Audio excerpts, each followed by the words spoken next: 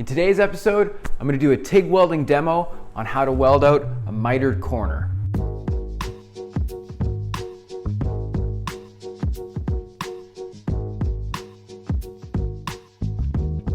What's up everyone? Welcome to another episode of Pacific Arc TIG Welding. My name's Dusty. To all the arc heads who watch the show every week, what's up? Welcome back. To anybody that may be new to the channel, welcome. I'm a welding artist from Vancouver Island, Canada, and this is my YouTube channel. On my channel, I do all things TIG welding related. My favorite thing to do is art projects. I do both two-dimensional and three-dimensional art pieces. They take me a ton of time to do, but it's all come from about 20 years of experience with TIG welding. So if you're new to the channel, make sure you bounce back and check out some of my art videos. Another one of my favorite things to do on the channel is I do TIG welding demos like we're gonna do today here. Sometimes I get questions and comments where people ask for specific joints. So that's what we're gonna do today. So I got a comment on one of my YouTube videos. Somebody asked specifically if I could give a TIG welding demo on how to do a mitered corner with square stock. I got about 1.5 by 1.5. Let me just double check that. So yeah, it's about 1.5 square stock. That's about 38 mil from outside to outside. I've cut the two pieces on a 45-degree angle, so when we weld them together, you're gonna get a 90-degree corner out of this. So when they asked if I could do a demo on this joint, I said, heck yes, this is one of my favorite ones to do because it's probably one of the best joints that a beginner can learn. I've taught some people who went through my online training program on how to TIG weld. I've taught a lot of people in person after they get kind of good at TIG welding. This is kind of the first joint that we go over because it's great for a beginner to kind of fine tune their skills. The reason that I do really like this one is because you get 3 basic weld joints out of one joint. So obviously when you put it together and flip it like so, your weld on the inside is going to be an inside fillet joint or a T-joint, whatever you want to call it. On the outside, we have an outside corner joint. And then on the flat side here, on the top side, you basically have a butt joint. So like I said, it's just one joint, but in that joint you get 3 different types of welds that you can practice with. So that's why I really encourage if anybody's got some square stock or something like this, cut it on 45, clean it up nice, and you can get a really nice practice joint out of it. So what are our goals with this joint? So for our fillet weld, the goals that we want with this is we want both of our leg lengths to be equal on either side. So we don't want one side to be totally lagged out on the bottom and then a little bit shy on the top side. We want equal leg length, top and bottom. We also want our puddle relatively centered, so just like I said. But what can tend to happen sometimes is even if you have equal leg length, you can tend to have your puddle sag more to one side than the other. So we want to make sure that if we're looking at it like so, our puddle is relatively centered in the middle there. You're going to have a slight concave shape to it, but it's going to be blended on both sides, equal leg length, and centered down the middle. For our outside corner, the goals that we want here is we want a smooth profile. What can tend to happen is that one side will be smooth, and then you'll tend to have a bulbous kind of overhang where gravity has pulled your puddle a little bit too low. So you want to make sure that your outside corner weld is nice and centered over the peak of the joint right there. So that way, no matter which way you look at it, it looks relatively the same. And for our butt weld, it's pretty simple on this one. All we want is we want equal coverage on either side of the joint, and we want a nice straight profile. So the leg length of the weld is equal on either side, and the wetted edge forms a nice straight line on either side. And we want a decent amount of reinforcement so that our weld doesn't sink down in the middle and become concave, and a nice straight profile as we go across. Okay, so for a machine setup today, we're going to use the CanaWeld 201 Pulse D. This machine is awesome. I love it. It's super simple. The reason I usually don't use my Everlast for these videos is because the Everlast fan always runs when the machine is on, but as you can see, the CanaWeld machine is on right now.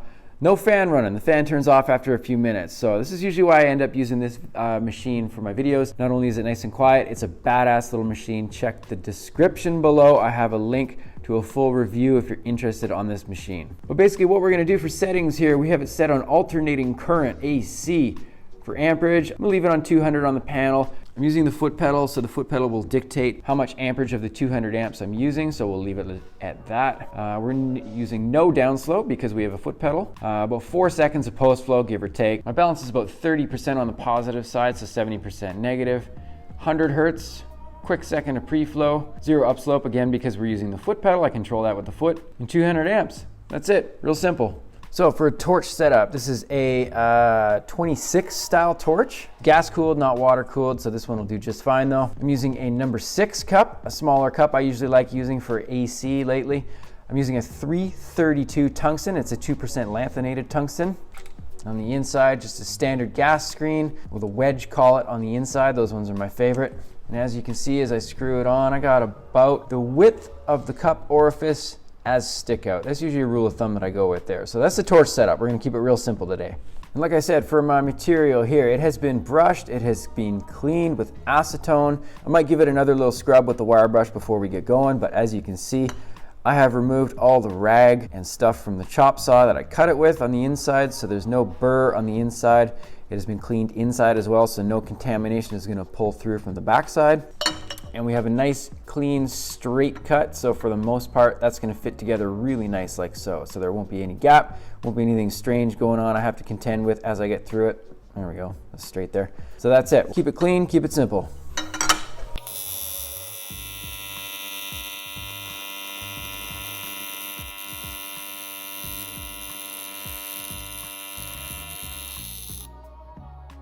Okay, so now that we got our joint tacked together here, I'll point a couple things out. A lot of things I prefer to see are the tacks tucked away in corners like so. So relatively inconspicuous places, as opposed to being in the middle of a weld pass or somewhere around here. Because basically what's gonna happen is you're gonna get a nice weld shape or weld bead going.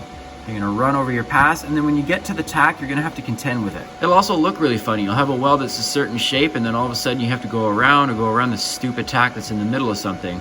Or if you put it somewhere around here, what'll happen is your weld will terminate around here, and then it'll restart, and it'll actually go around the corner, and you'll probably stop and restart again. So basically putting tacks in areas that are more in corners are gonna be a little more beneficial to you, because you're gonna be able to start, weld all the way across with a proper profile, and finish somewhere on this tack, tie in, and then pull over onto your next weld. And this is definitely something I encourage people when they're tacking something together, is tack it together with the profile you want your weld to have when you go over it. That way, like I said, when we start here and we run our bead towards the outside, we join in with this tack here before we run over the corner, it's going to actually be blended really nicely already. All right, so it's tacked together. Let's clean it up with a wire brush and we'll go for it.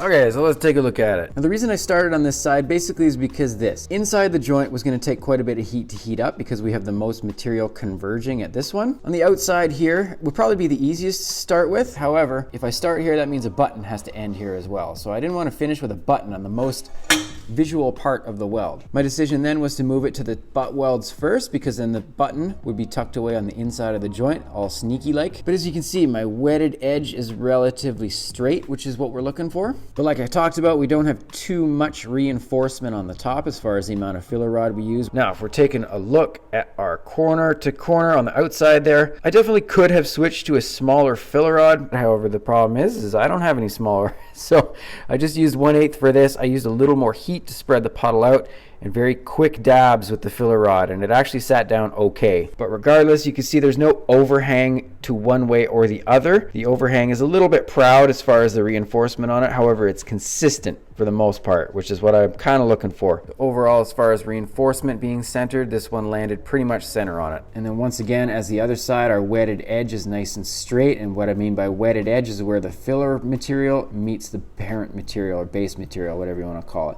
That edge there is nice and blended, nice and smooth. As you can see, the material was a lot warmer on this side, so my consistency of stepping was a lot better on this one. The puddles are a little bit tighter, but overall everything stacked up really nice. And then the trickiest joint of all to make look perfect, I would argue, would be the inside joint, or T-fillet or fillet weld, whatever you want to call it. But overall, like we talked about, we have everything centered. We don't have anything that's sunk too low. Sometimes you see puddles that are quite sunken and then snake up towards the top like so. These are relatively round.